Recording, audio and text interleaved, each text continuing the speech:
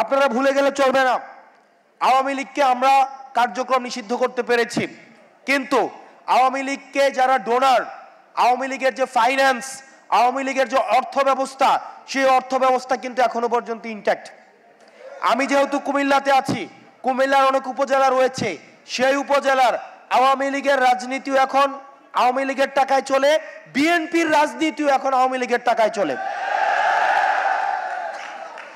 এখানে বিএনপির আপনারা যারা রয়েছেন, আপনারা আমাদেরকে শত্রু জ্ঞান করেন না, এটা আমি আপনাদের ভালোর জন্য বলছি। কুমিল্লার অনেক উপজেলা রয়েছে যেখানে সব দলের রাজনীতি এখন আওয়ামী লীগের টাকার কাছে বিক্রি হয়ে গিয়েছে।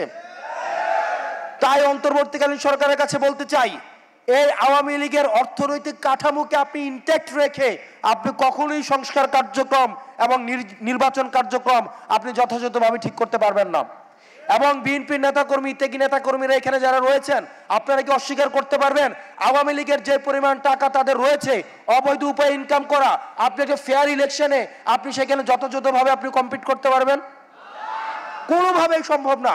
সেই জায়গায় গণতন্ত্রের জন্য, বাংলাদেশের জন্য, পরবর্তী বাংলাদেশের জন্য আমাদের নিজেদের মধ্যে পলিসি নিয়ে আর্গুমেন্ট থাকবে, ডিসকাশন থাকবে, মতবিরোধ থাকবে, কিন্তু সেইখানে কোনোভাবেই গণহত্যার দায়ে অভিযুক্ত আওয়ামী লীগকে আমরা কোনোভাবেই স্পেস দিতে পারি না।